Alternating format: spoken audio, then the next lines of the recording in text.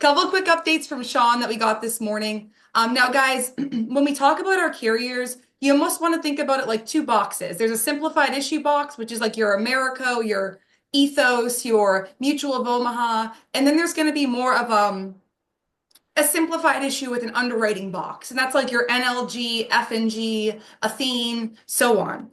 With that being said, National Life Group, so our rep is Devin. He's great. And Sean had him send out a message earlier, and he really just wanted to explain why sometimes oversharing, so to say, with National Life Group is going to help versus undersharing. And a couple key things that he just pointed out. And guys, this is just me giving a quick update. This is not what the call is going to be all about, all right? A couple of things that he did point out were disclose all the information on the app. What he means by that is all prescriptions. So if the person's like, oh, I'm prescribed this medication, but I don't take it. Okay, what's the name of that medication? What's the dose? What was it scribed for? So you still want to be putting that on the actual application. Insurance activity. Sometimes we'll talk to folks, guys, and they might have been like, and they'll be like flat out like, hey, Marysa, I'm shopping around, so like I just want to get my numbers and like, it should be really quick, right? It's like, okay, that's somebody who might have applied with 8 companies. So their insurance activity, so that question that asks, do they currently have any life insurance or any life insurance that's pending? If they have 5 other applications pending with another broker, we want to include that on the app. If they have existing life insurance, we want to include that on that National Life Group application as well. And then the last thing Devin pointed out to kind of get those policies approved and issued faster was making sure of any ER visits. So they call it clinic lab results, which is an ER visit to them. And when that happens, even if it's an ER visit because it was a spider bite and, non-poisonous, we want to note that on the application because if not, it's going to just delay the whole process and it gives it a much higher likelihood for that person to be declined because we're not really giving them an opportunity to explain, hey, I was in the hospital because I got a spider bite. I wasn't in the hospital because I, had a heart attack and 3 stents placed, right? So we want to make sure that we're putting those things on the application. He did also say, you don't want to overshare and put things that are not applicable. We just want to answer the questions as they are, presented to us. Big thing with National Life Group, guys, is your actual placement with them. You can write $100 million through them. If it's not issuing out, meaning if the policy isn't going active and into force, it's really not helping you, the client, or anybody else. So just make sure if they're not a fit for NLG, they're not a fit for NLG. And then as it pertains to Americo, this really shouldn't impact a whole lot of us. The IUL age did drop down to 65 years old. So it's going to be 18 to 65 instead of up to 75. No big deal there. To be honest, guys, that's not always the best product for somebody in that age bracket. And the persistency was really struggling in that particular demographic of age. So when we're there, we typically want to be talking more so about a whole life product, okay? All right, and then what I'm going to go over today is going to be 4 key things, guys. So if you want to write them down, I would if I was new, but that's just me. I still write everything down and I'm not new, but that's just me. So a couple of things I hear or see all the time is we don't know the script. Now, where I got started, guys, I don't wish it on anybody, but like we had to know this script and and I'm not joking, guys. Like I still have the packet. I was actually just looking at it. It was I believe 17 or 18 pages long. And the only way that we could go and sell insurance to people was if we were able to do that 17-page long script without looking at it in front of like the top of the company. Until we could do that, we were not quote unquote released, meaning we could not do business. Now, I'm not, guys, look at your script, right? Like if we're all looking at the same script, like it's not that long. And there's a lot of notes in it, right? Now, I don't wish anybody having to know a 17-page script, but here's what I did learn in learning that 17-page script and moving forward in the industry is when you just know what to say because it's on your script, you're that much more powerful on the phone. If you're on this call right now, you don't need to like raise your hand and call yourself out, and you've never read your script out loud at least 100 times to this date, do it now. When we get off this call, I don't even want you to get on the phone. And I never say that. I want you to go in your mirror, look at yourself, And I want you to read this baby out loud 100 times. By the 100th time, you are going to know that thing like your date of birth, or at least like, you should be getting there. So that when you're calling on it, you don't sound like it's foreign to you. It doesn't sound like it's the first time you read it.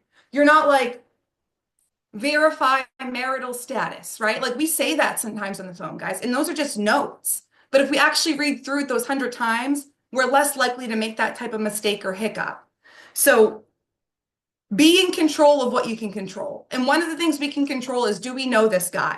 Is this going to fix everything in life and in this business? No. But is it going to allow you to get off to one heck of a start versus somebody who does not know it that well? 100%. So guys, it's almost like when you get started in this business, it gets easier as you go on. But in the beginning, you're going to be working hard and you're going to have homework. So like right now, everyone's homework is to read your script, whatever script your upline gave to you, out loud 100 times and make sure you know that thing like your date of birth. Because now you're way more powerful on the phone. Now you can focus on, how do I overcome, I already got the insurance, versus, okay, where am I in my script? That's a powerful place to be, guys. So again, we're not going to make a 17-page script, but what we are going to do, we need to make sure you guys know this. Like, you need to know it, not for me, not for anybody else, but for you. You need to know it. The power of repetition and understanding what you're saying is going to allow you to get better in this business. So once you can say it, now you're starting to understand, like, oh, wait, we bring up the bank because if they have a direct express card, we can only go with these two companies. Wait, we ask if they're married or single because if they're married, we don't want to one-leg the presentation. So we start to realize why things are being said in the script. And guys, that's way more powerful than just knowing it. But we have to start somewhere, right? So the power of repetition of anything. Now, here's the thing. We can repeat the wrong thing 100 times, right? When we're muted on dial team and we don't want to ask for help. And no one's correcting us. And now we just say it wrong 100 times. Now that's just a habit, but it's not a good one because you're not getting the success you want to see. So guys, if you're on and you get into the new agent room and you're not unmuting, I get it. It's uncomfortable. But here's what I want you to envision every time you get in there. Would I rather be here in my house, my office, wherever you are, doing this on Zoom virtually, or would I rather be sitting in a room on top of people, like 30 people, like right next to each other, and booking appointments, and I need to know a 17-page script off the top of my head? Pick your hard, right? And like I say that with love. Like, guys, I had to learn the script too. Like, you know what I mean? Like, but it's not that deep. And then once you get it, you're understanding what you're saying, and then you're allowing to elaborate to your clients when they do ask those, more intricate questions like, well, are you calling from the VA, right? Like now you know how to follow up on that because you're not worried about what you're going to say on your script. So that's huge. And guys, if you're on Zoom, I love all of you guys, but like there's like, as an example, Jaden, I'm just going to call you out because you've been doing a great job. Like Jaden unmutes, right? Like Jaden's seeing results. Now there's some of you guys on there. I love you. You guys get on, you don't unmute, or you unmute for like one call, and then we give you feedback. And then like maybe you take it, maybe you don't take it, and then like you just mute yourself out. It's like, don't do that. We just want to help you. Especially guys, in those first 3 hours, I need you guys to realize like we're literally there if you need something. Like we're not like, that's our job for those 3 hours, right? So like let's like lock it in together. You know what I mean? Like let's all do it together. But if we're all in there and we're building this culture of we're not going to unmute, guys, it's like let us, and I'm serious, like let us know, would you rather be in the main room and we can just unmute that way? Because that wasn't working, right? So like the new agent room's been incredible. I've seen it help a ton of people, but the people who are not unmuting, guys, if we can't hear you, we cannot help you. So I love you guys, but power of repetition. And that's just why feedback's so important. In this business, like I love you. If you have your doctorate, you have your law degree, you have 5 doctorates in law degrees, that's awesome, but it's not going to help you in this business, particularly. And what I mean by that is you still need to learn. It's a new craft. It's something different. It's normal to have a learning curve, but how quickly do you want to move the learning curve? Because what you want to do is all in the script. The activity is all in the script. So it doesn't even come back to what do you want? It's like, do you want to make 100? You want to talk to 100 people a day? You want to talk to 2 people a day? How long do you want your learning curve to take? Because in your first 100 full appointments, meaning you get from start to finish with the client, you should pretty much get most of the things you're going to get on the phone after you get through those 100 presentations. How quickly are you willing to get through those 100 presentations? Unmuted. That's going to determine how quickly you are to see success, just to be really transparent, at least from what I see in many years in this business. So it's just like on Zoom, right? We give you guys feedback, right? Somebody's on the phone, they're like, oh, well, I'm not going to make a decision today. And then you're listening to somebody on Zoom say, okay, well, John, if we found something that fit your needs and budget and we got the application sent up today to senior underwriting, you would be okay with that? And John's like, yeah. And you don't even know what you just said. You were just repeating what the person said on Zoom to you. Now you get off that call, we're going to tell you why we told you to say that. But if you're not learning why you are saying things, it's not helping anybody, especially not you, okay? And that's, guys, that's why we're on right now. Second thing we're going to talk about is tonality and confidence, okay? One thing that was asked to me when I first got started in the industry, and I continue to ask myself this on certain days, particularly today. No, I'm just kidding, guys. Half kidding. Would you want to talk to you? If someone called you on the prep, would you want to talk to you? Like, or would you be like, they don't even, like, they're not confident. They don't even, I asked them what they're calling about and they're not telling me why they're calling. Like, we got to self-analyze to get better too, guys. Would you want to talk to you? If that was your brother, your sister, your loved one on the other line of the phone, helping them out with their insurance, would you be okay with that?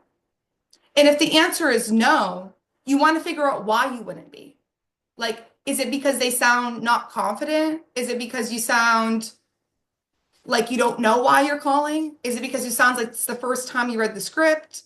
Is it like, what is it, right? Is it because you're having a hard time finding the power within yourself? Like, self-evaluate, like what's going on? Record yourself. Even then you're getting that feedback on Zoom. One of the biggest things that helped me, and by the way, also was like the worst thing to listen to, was me when I recorded myself.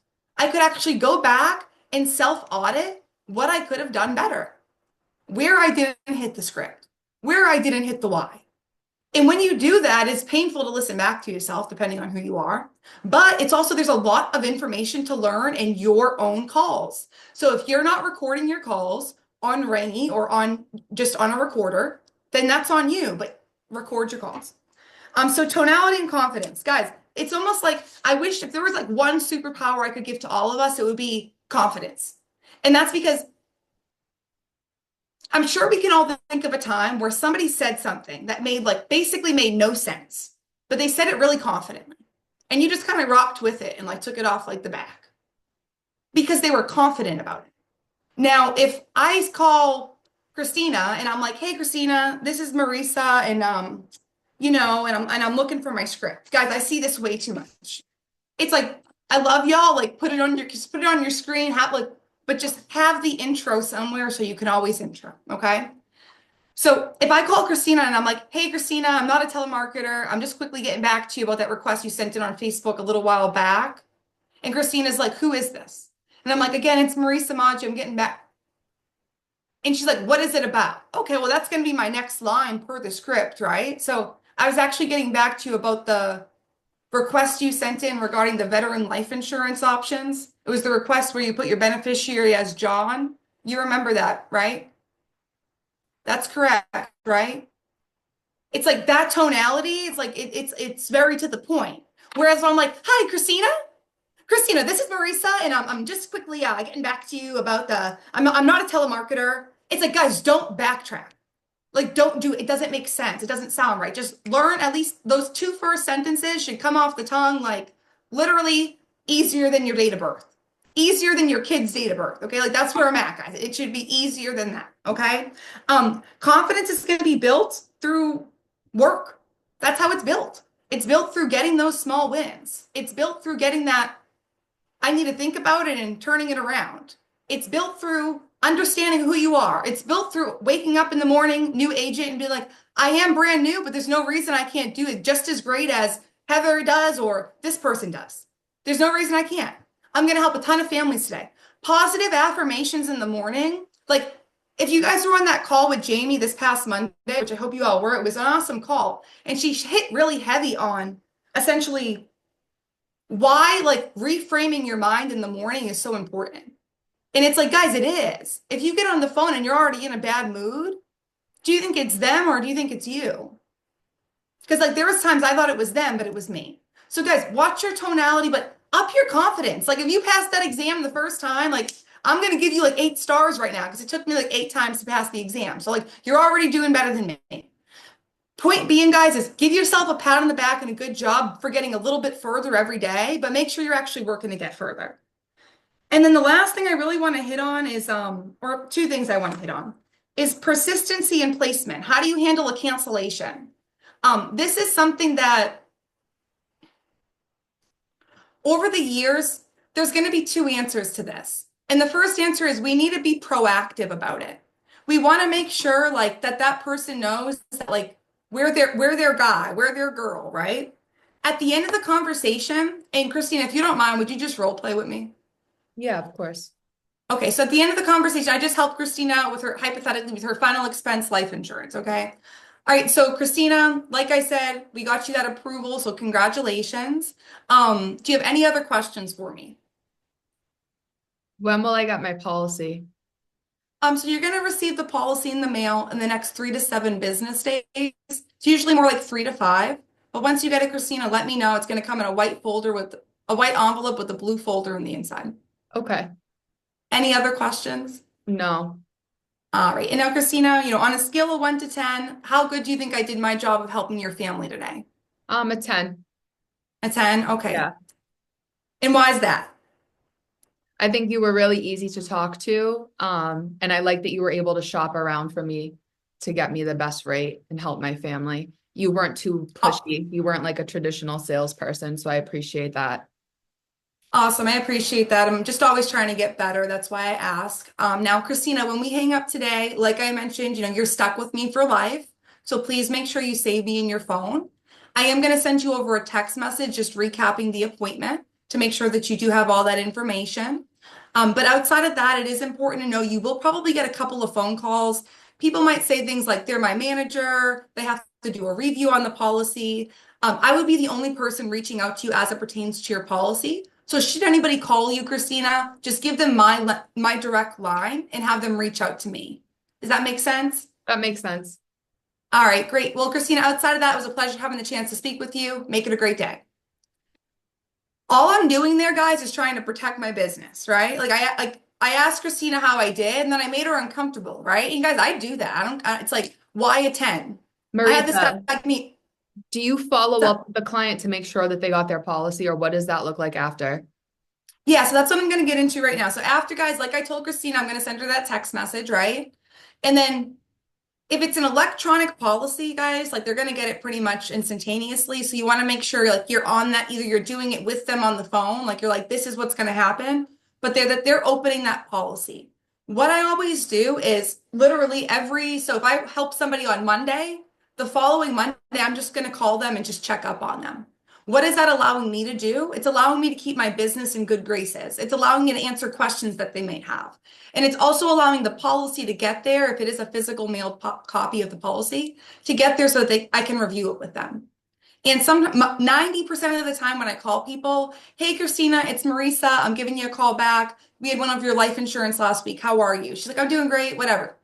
At that point, I'm just going to be like, okay, Christina, you did get the policy in the mail. Did you have any questions? Some people might have questions. Some people oftentimes are opening the policy for the first time. And guys, what that shows me as an agent, if they're opening the policy for the first time, is good thing I called because they need to read their policy, right?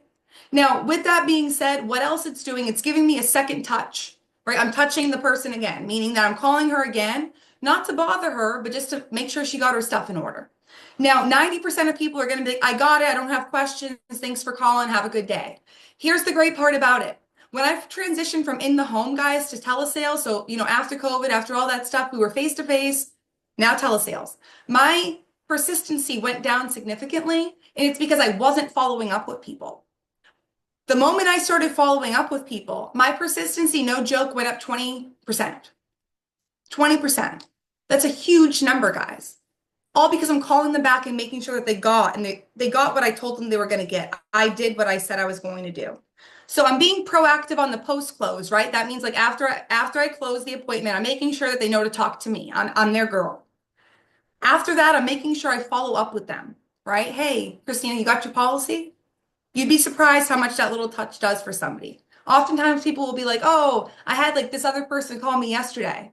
And you're like, "Okay, cool." Like, and you picked up my call. Like that's a good sign. It's going to help you keep a lot more business on the books, guys. And outside of that, Christina, that's pretty much what my process looks like. I'm going to call you. I'm going to make sure you got your stuff. And then, guys, I'm going to do an annual review with Christina in the next 6 to 12 months. Because I always tell my clients in the beginning, now, Christina, I'm not like this traditional insurance agent where you're going to talk to me once, never talk to me again. I'm going to probably be stuck with you for quite a bit if we do decide to take a plan up today. All right. And they're always like, cool. Like you need them to like you and they like, and vice versa. All right. And then how to handle a cancellation. Okay, guys. So somebody cancels. So Christina cancels her policy. Okay. I already talked to her. I did my check. I wake up. I check my back offices. So side note, I'm going to take a stop right here. Guys, any carrier that you have ever written a piece of business with, you should be checking your back office minimally, at least one time a week. You log in, you check your back office, you see if you have any notifications, you see if everything's in good standing, you see if something is lapsed. The most common mistake that people make is an insurance policy lapses because of something that they gave us the wrong bank by accident, we put the wrong bank in by accident, and now it lapsed and we don't notice till 3 months later. And then we call them and they're like, oh, well, actually, Nicole Romero has already got me taken care of. Like, so I'm all set. I don't need it anymore. It's like, oh, shoot. Well, you already helped them and you basically set the stage for the next person to call them and just make that sale. So it's like, protect your business. Now, Christina, I wake up, I have a cancellation with America. We'll just use just for the sake of this conversation. I am not going to sit there and hesitate on it. What do I do? I used to do that. Here's what I found is most effective with cancellations. I call Christina. Role play with me. Ring, ring. Hello, Hi, Christina. this is Christina. Christina, this is Marysa Maggio, your insurance agent. How are you today? I'm good. How are you? I'm doing good. I just woke up to a really concerning email. It looks like your life insurance isn't in force. Yeah, it was just too expensive. Okay. Okay. So you called the company direct? I did. All right. So, and then I would go into, okay, now I have something to work with. She told me it's too expensive, right? Christina, what else might somebody say? Um, it's too expensive. They talk to their daughter and they don't need it. Those are like the most common things I feel like. They thought about it and Yeah. decided they don't need it. They're gonna just save the money. You'll get that sometimes. Yep, you will. And you'll get all those things, but you're going to learn how to deal with them as you kind of walk through it. And the most common one I get, guys, and you could be like, I don't know, maybe she is bad with numbers. I don't know. Is the banking information just didn't match up. They're like, what do you mean? I thought I had, what happened? And then we can figure out what happened. And then we can call the carrier and we can fix it. Or we Right. can write an application and we can fix it. But guys, if we're not on it quickly, they ain't waiting. They're not like, oh, I'm waiting for Marysa to call me and be like, but when you call them and you're that forthright, hey, Christina, I woke up to a concerning email that your insurance policy was canceled. And I just wait. Sometimes they'll be like, yeah. I'm like, yeah, did you know that? That's it. And is it always going to go your way? No, not necessarily. But here's what I can tell you. If you wake up and you text your client that you talked to the night before because they canceled the policy, like that's kind of like a little bit like if I would be like that, I'm so happy I canceled. I think that's why I canceled because you wouldn't call me. You wouldn't even call me. Guys, you have to realize, especially us not being face to face with our client, that call goes a lot further than you think it does. That call is the differentiation between this is why I'm going to work with Bree and not with Marysa because Bree calls me and Bree answers my calls when I call her. This other girl doesn't. So you know what? I'm going to cancel that. That's what's happening, guys. So I understand sometimes it's uncomfortable. I understand we all have nerves. Flat like that. We all got nerves. We're all human. But at the same time, you were on the phone with this person. They gave you their social security number. They gave you their beneficiaries. They gave you their why. They gave you their bank. They trust you. Call them and see what happened. And don't write business just to write it. Because if you're doing that, then you already know why it fell off because, John didn't even need it and you didn't build the why. But what you are able to do, because we all take a financial inventory into every home, when I call Christina, I have her inventory in front of me. And I'm like, I know how important it was for you to protect your daughter, Rachel. What changed? Okay, we can't afford it. All right, well, I know you're covered for that 150,000. Let's look if we brought the coverage down to 75 or 100,000, if that would be more in your budget. Sometimes we're finding affordability, sometimes we're fixing a bank, and maybe 10% of the time we're letting go of a client that we didn't expect to let go of.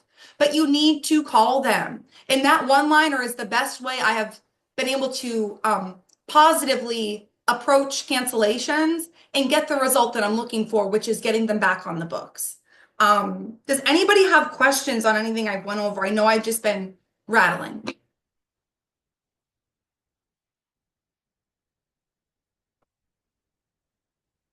See, Jaden said this happened to him 2 times just this week. Clients stayed with him because he actually called them back and he actually cares about his clients.